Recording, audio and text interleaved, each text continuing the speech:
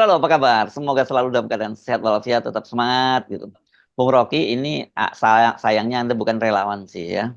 Bukan relawan Pak Jokowi. Kalau Anda relawannya Pak Jokowi, Anda punya kesempatan ini tanggal 11 nanti Pak Jokowi itu akan mengumpulkan relawan di IKN. Setelah kemarin dengan para selebritis, dengan influencer, sekarang relawannya Pak Jokowi dan itu jumlahnya nggak tanggung-tanggung 500 orang Bung Rocky dikumpulkan itu dan mungkin jangan-jangan saya mencurigai ini mereka bahkan sampai stay di sana sampai 17 Agustus karena tibanya tanggal 11 Agustus.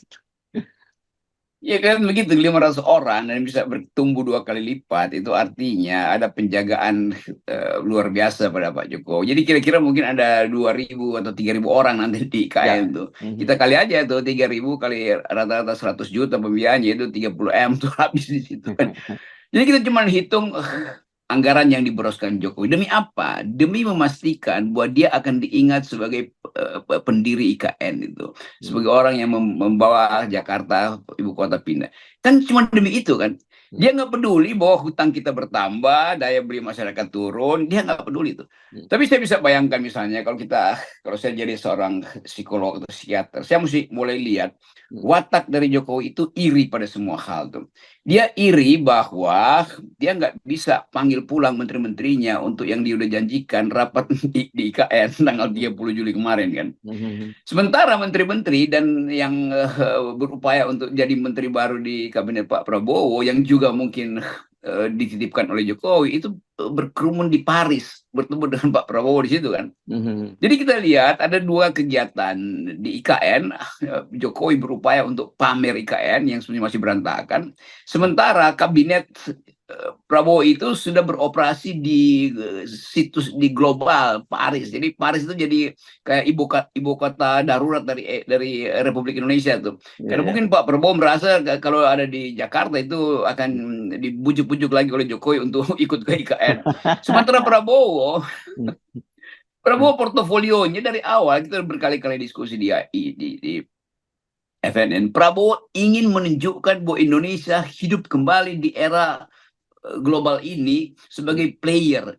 Jadi Prabowo ingin memuliakan negeri ini justru dengan mulai mana ya ber istilah saya bermanuver di politik dunia.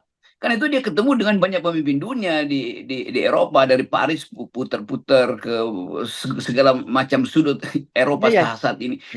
Sehingga Indonesia akhirnya dikenal lagi kan. Kan tadinya orang udah nggak tahu Indonesia itu apa.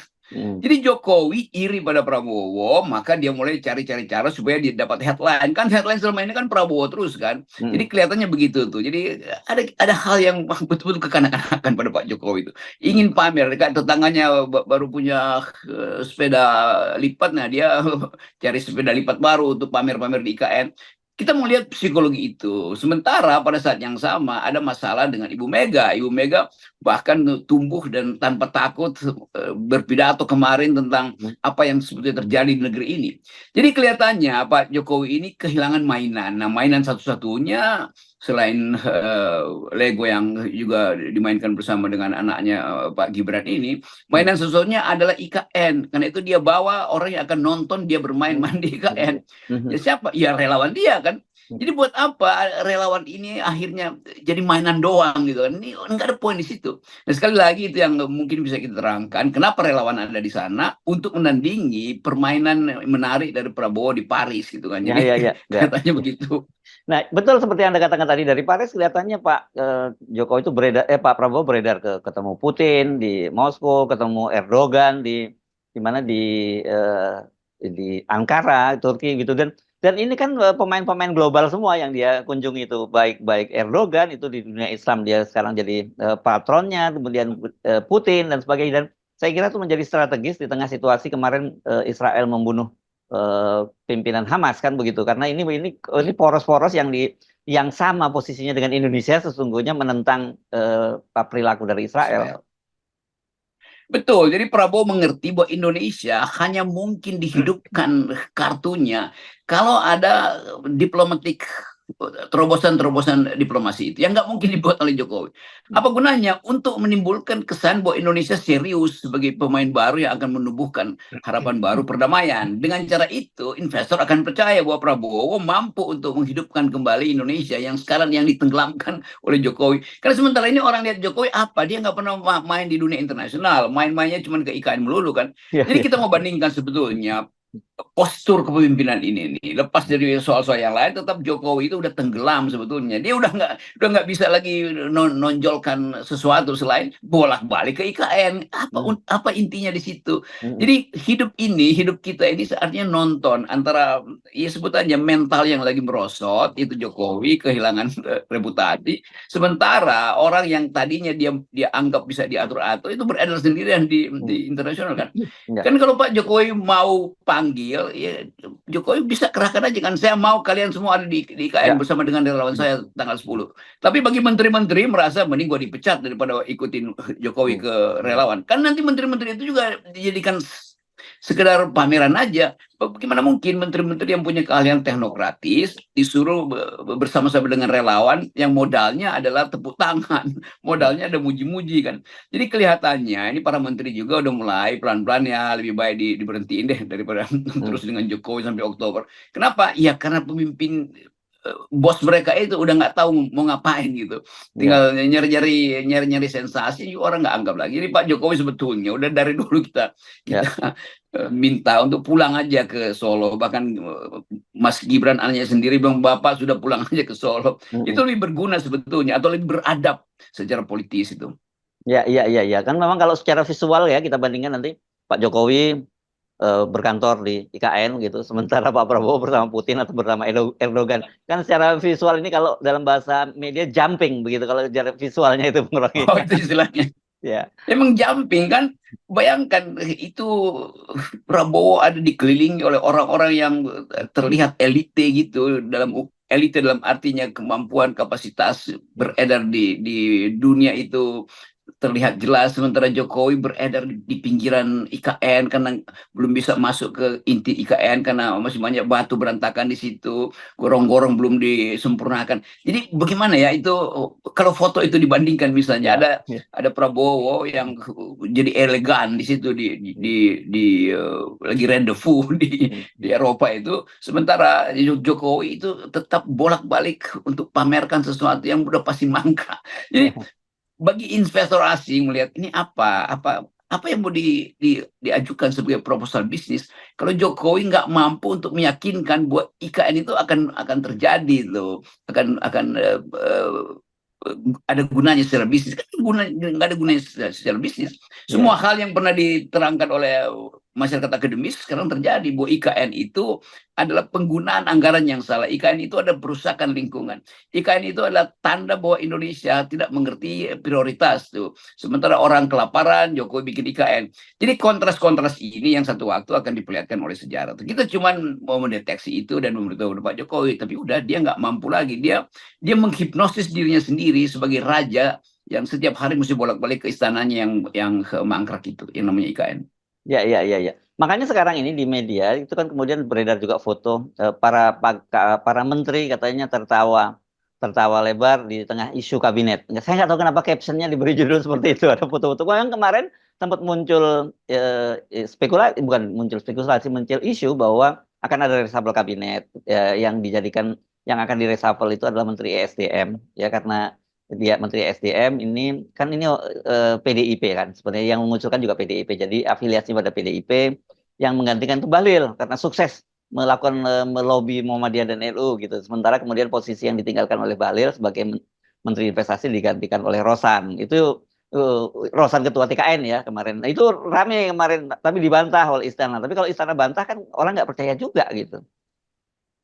Ya memang penting untuk menilai keadaan terakhir ini ya. Isu reshuffle pasti akan ada di situ. Tapi ini reshuffle untuk dua bulan ke depan gitu. Apa poin di situ? Hmm. Begitu banyak menteri yang menginginkan tidak lagi masuk atau tidak lagi dirotasi itu. Kalau bisa dipecat oleh Jokowi, Sri Hmm. Mulyani pasti berpikir mending gua dipecat daripada disuruh terus untuk ngitung utang barunya berapa tuh. Padahal sebetulnya dia udah nggak mampu kan. Iya, Jadi iya. soal-soal begituan tuh. Jadi kelihatannya banyak menteri justru yang senyum-senyum menginginkan menginginkan dipecatlah kami Pak Jokowi supaya kami nggak berkantor lagi 30 hari ke depan itu di istana karena di istana negara di IKN maksudnya itu. Jadi hal-hal yang lucu-lucu akhirnya jadi isu serius tuh. Jadi kalau pers menangkap postur atau gerak-gerik menteri-menteri yang senyum-senyum itu artinya dia senyumin dirinya sendiri karena menganggap bahwa apa yang dia bisa senyumin selain kedunguan mereka sendiri kan yang Iya, iya. menunggu nasib sebetulnya. Tapi sebetulnya harus ada semacam ya kenekatan aja. Sri Mulyani bilang udah masih 30 hari mending saya berhenti supaya Pak Jokowi tidak lagi terganggu dengan kritik-kritik media terhadap Anda. Kira-kira begitu kan. Menteri SDM pasti akan berhenti itu karena dia PDIP itu. Jadi semua menteri sebetulnya berharap untuk diberhentikan lebih cepat. Nggak perlu nunggu Jokowi lengser. Kan itu intinya tuh. Ya kecuali Bahlil kayak karena memang disuruh untuk Iya, tunggu iya, iya, sampai iya. Iya. gorong-gorong di IKN itu jadi. Iya, iya, iya. Oke, dan benar seperti Anda katakan akhirnya kalau kalau influencer ya sekarang ini puja-puji nggak karuan itu ya di akun-akun media sosialnya mereka puja-puji Jokowi dan puja-puji IKN gitu dan konsumsinya tentu saja seperti Anda sebutkan itu yang IQ-nya 200 sekolah. Nah, media sekarang udah mulai menyoroti ada ternyata Pak Jokowi kan suka menggunakan sepeda motor itu. Saya mereknya apa? Saya lupa Kawasaki atau apa gitu yang warnanya warna hijau-hijauan apa gitu. Dan itu akhirnya ditelisik oleh media ternyata katanya tidak dilaporkan di dalam laporan harta kekayaan presiden dan itu dipakai tidak hanya di IKN. Jadi di beberapa kali event Pak Jokowi menggunakan sepeda motor itu artinya itu milik banyak Pak Jokowi gitu. Iya itu penanda bahwa nggak ada lagi kegiatan berpikir itu. Yang ada adalah geber-geber gas motor doang kan. Hmm. Jadi kita mungkin bisa masukkan Jokowi sebagai salah satu kasus di mana kemampuan itu akhirnya terbaca sebagai tidak tersedia kan. Kalau dia punya kemampuan, mungkin Pak Prabowo atau menteri-menteri itu masih menganggap oke, Pak Jokowi kita ikut ya nanti tanggal 10 untuk membuktikan pada rakyat Indonesia bahwa IKN itu berguna untuk memberi sinyal pada internasional bahwa ikan itu adalah lahan lahan subur untuk investasi itu. Tetapi menteri-menteri itu punya psikologi sendiri, merasa kalau mereka ada di sana, nanti foto-foto diledek lagi sama Hmm. wartawan kan. Hmm. Jadi sebetulnya ini soal psikologi aja. Mereka ingin memperlihatkan kemampuan terakhir, tapi mereka tahu ya sebetulnya Pak Jokowi, Anda udah nggak punya kemampuan lah, nggak usah kami diajak-ajak. Tetapi bagi relawan tetap ada amplop harian, amplop jam-jaman di situ kan.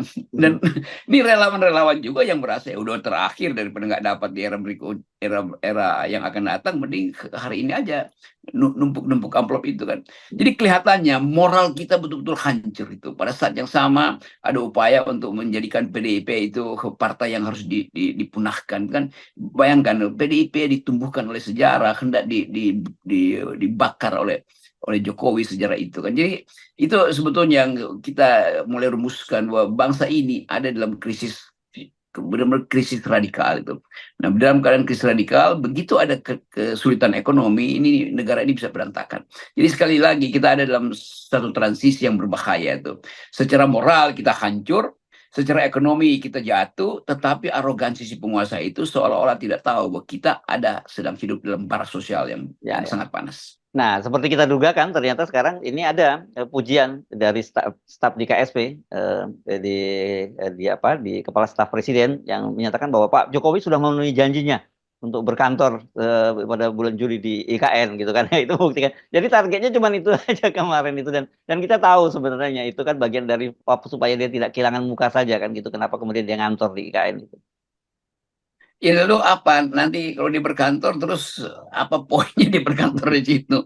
Apakah hutang luar negeri kita bisa diturunkan dengan berkantor? Apakah investor akan masuk ke situ dengan berkantor? Apakah kabinet yang sekarang lagi disusun oleh Pak Prabowo itu harus diubah demi kepentingan Jokowi? Kan ini kan absurditas baru tuh dan ya seperti biasa ya juru bicara istana akan bilang sudah memenuhi janji untuk berkantor. Iya berkantor artinya naik motor bolak-balik lagi ke situ kan muter-muter di istana gitu. Jadi nggak ada poin sebetulnya. Yang disebut berkantor adalah memikirkan keadaan ekonomi. Berkantor artinya masuk di dalam upaya untuk menyelesaikan krisis yang makin dalam di Timur Tengah itu karena Israel dengan kemampuan teknologinya langsung menyasar pemimpin Hamas dan tewas di tempat. Kan sebetulnya itu yang mesti kita pikirkan, bahwa Presiden Iran kemudian berjanji untuk membalas dendam. Jadi semua hal yang Ya, sedang berlangsung di dunia internasional itu seolah-olah nggak dimengerti oleh istana yang ada di Jakarta. Jadi ya, istana buta huruf terhadap keadaan dunia, itu bahayanya tuh. Kalau ya, seorang presiden dan penggawa-penggawanya itu tidak ngerti bahwa dunia itu adalah dalam keadaan yang berbahaya. ya. Saya kira kemarin kita bisa lebih tepat sebenarnya bukan berkantor ya, Bung Rocky. Sesi foto duduk di meja kerja di di IKN gitu, dan juga sesi foto tidur apa duduk di depan kursi di depan tempat tidur di istana IKN. Ya boleh juga begituan, tapi ya cari angle lain lah gitu. Kan ketahuan harusnya wartawan atau juru foto istana itu dia udah tahu tuh. Jadi tanpa Pak Jokowi suruh juga dia tahu Pak di sebelah sini.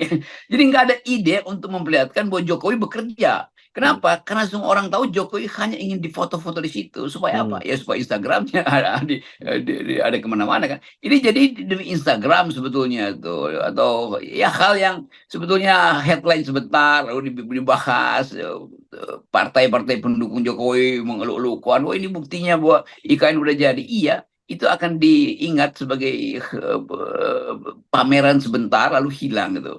ya, Apalagi kalau laptop Pak Jokowi itu nggak ada listriknya, itu tiba-tiba mati listriknya. Kan kita juga nggak tahu ini listrik beneran atau hmm, listrik yang ditanam sementara untuk menghidupkan IKN. Kan ya, kita tahu bahwa Kalimantan itu bahkan impor listrik dari Malaysia kan, ya itu betul. intinya. Ya, Apakah air di situ air yang betul-betul digali dari tanah itu sesuai dengan kepentingan menjaga lingkungan, bukan air yang diambil dari sumber yang sebetulnya hak rakyat. Apakah nanti iklim di situ dianggap tidak ada hujan karena direkayasa? Kan saya baca kan ada rekayasa oh hujan di iya situ ya, kan. Ya padahal siang malam sebetulnya itu. hujan. Iya itu kan dia merekayasa hujan, artinya dia merusak lingkungan. Kan hujan nggak boleh direkayasa. Hmm, Merekayasa hujan artinya membuat hujan berhenti di situ, artinya memindahkan hujan ke tempat yang lain kan. hmm, Dia nggak ngerti ya bahwa ekologi itu begitu direkayasa di satu tempat, di satu titik koordinat, maka akibatnya ada di koordinat yang lain kan. ya, Itu jadi bagaimana mau disebut kota yang ramah ekologi kalau direkayasa hmm, iklimnya? ya, ya, ya. Tapi satu yang saya tunggu-tunggu sebenarnya, Bung Rocky, itu adalah sesi foto yang biasanya kan Pak Jokowi itu sendirian jalan termenung begitu ya. Itu kan sesi seperti itu kan, yang pernah kemarin yang belum lama kan ada seorang pejabat bupati yang ditarik oleh pas pampres karena Pak Jokowi mau berjalan di pinggir sungai, lihat gitu dia nemani Pak Jokowi kemudian ditarik. Nah, kok di sesi foto di apa di istana nggak ada ya, dia jalan tersendiri termenung melihat istananya gitu. Saya tadi mikir pasti kalau itu yang terjadi kan dampaknya itu negatif gitu. Jadi itu tidak dilakukan. Jadi pinter juga ini yang pengarah gayanya ini gitu. Sebenarnya bisa juga dibikin Hmm. kan, tinggal di rekayasa pakai artificial intelligence Hmm. di Hmm. komputer kan, supaya terlihat oh Pak Jokowi lagi menyusuri hutan yang lebat itu, Ya, lagi ya, ya. menyusuri sungai yang bening kan, bisa aja direkayasa tuh. Ya, ya, ya. Tetapi begitu direkayasa ada foto drone dari Elon Musk. Elon Musk kan udah pasang di atasnya itu buat membuktikan ini tipu-tipu lagi Ya. nih. Jadi bocoran-bocoran itu nggak mungkin lagi di audit. Jadi sekali lagi kita hidup di dalam delusi itu, dan seorang presiden yang hidup dalam delusi dia akan diingat sebagai presiden yang mimpinya itu bahkan sampai siang yang jadi bolong loh, bukan di Ya. siang bolong, siangnya jadi bolong karena kekuatan mimpi Jokowi itu menembus alam semesta. Ya, sebenarnya lebih tepat saya kira ini era post-truth dan Presiden Jokowi adalah presiden post-truth gitu ya. Boleh kita sebut begitu sebagai Ya. post truth. Dan ya bagaimana kita mencatat misalnya hari-hari akhir Pak Jokowi. Kan biasanya ada catatan hari-hari akhir Jokowi. Nah, nanti kalau ada reportase hari-hari akhir Jokowi, yang ada bukan narasi tapi foto-foto session aja. Ya, ya, ya. Oke, baik. Makasih Bung Rocky ya. Jadi Anda nggak gabung ya ke tanggal 10 ya. Saya takut direkayasa juga di situ tuh iklimnya tiba-tiba jadi panas. Oke, lebih baik saran saya Anda nyusul Pak Prabowo ke Paris saja deh. Itu lebih lebih konkret Oke. nampaknya. Ya, saya mau bawa atlet panjat tebing bukan untuk panjat kekuasaan. Oke, baik. Makasih Bung Oke. Rocky. Sip.